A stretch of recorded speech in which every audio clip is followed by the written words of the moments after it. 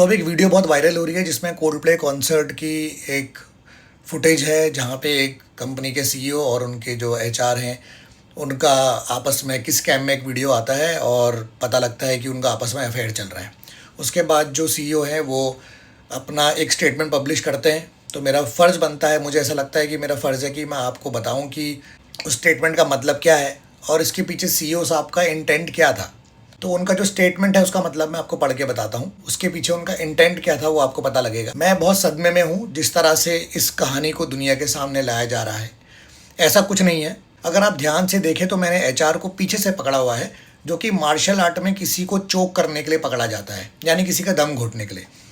आप महिला को देखें तो आपको वो काफ़ी थकी हुई दिखेंगी क्योंकि मेरी पकड़ से उनको सांस लेने में दिक्कत हो रही थी। ऐसा मैंने अपनी कंपनी के एम्प्लॉयज़ के लिए किया क्योंकि खुद तो इसको कोल्डप्ले देखना था, पर रिक्रिएशन के नाम पे ये सारे एम्प्लॉयज़ से दियों में रंग भरवाती है। कोई त्यौहार आया नहीं कि सबको एथनिक पहनने को मजबूर कर देती है। ऊपर से रंग वो बोलेगी कि गिरगिट भी हाथ जोड़ दे। आधे लौंडों की टीम लंच में ही मॉल भाग जाती है लाइलैक कुर्ता ढूंढने, और लड़कियां भाग जाती हैं लहंगे में ड्राई क्लीन करवाने। प्रोडक्टिविटी तेल लेने चली जाती है इन घाघरे चोली की शॉपिंग में।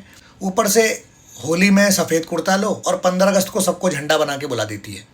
टीम बॉन्डिंग के नाम पे इसको मालिक के साथ कॉन्सर्ट जाना है, पर एम्प्लॉयज़ को बोलती है सबके टेबल में उनके लिए थैंक यू नोट छोड़ के आओ। अब आप ही सोचिए, कोल्डप्ले कॉन्सर्ट के बीच में मैं एक ट्रेनर बुलाता हूँ जो रिस्क टेकिंग के नाम पे जलते कोयले के ऊपर से तुम्हें दौड़ाता, तो तुम क्या कहते? यही ना कि भाई इसके लिए टिकट नहीं लिया था। और वही बेचारे मेरी कंपनी के एम्प्लॉयज़ इन मैडम को बोलना चाहते हैं पर बोल नहीं पाते डर के मारे। स्काई फुल ऑफ स्टार्स के बीच मैं इसे उन स्टार्स की याद दिला रहा था जो ये अप्रेजल रेटिंग में किसी को मिलने नहीं देती। रहती दूर है पर इन्फ्लुएंस पूरा करती है, जैसे इसने अभी मेरी लाइफ के साथ किया। दिया और रंगोली के बाद थोड़ा होश आते ही ये पॉश ट्रेनिंग करा देती है, और मैं इसे यही याद दिला रहा था कि जो हम कर रहे हैं वो भी पॉश में आ सकता है अनलेस यू आर कंफर्टेबल। क्योंकि मेरे कंफर्ट की किसी को क्या ही पड़ी है, मैं तो घर जाके रोज़ ऐसी ही गाली खाता था। कम से कम इस वजह से कोई टॉपिक तो मिलेगा। क्योंकि मैं इस बात से भी परेशान था कि मेरे बच्चे बोलते थे कि मॉम डैड आप लोग क्यों बिना किसी रीज़न के आपस में लड़ते रहते हो। तो मैंने ओनरशिप ली उनको एक रीज़न देने की। After all I am the boss and ownership begins from me.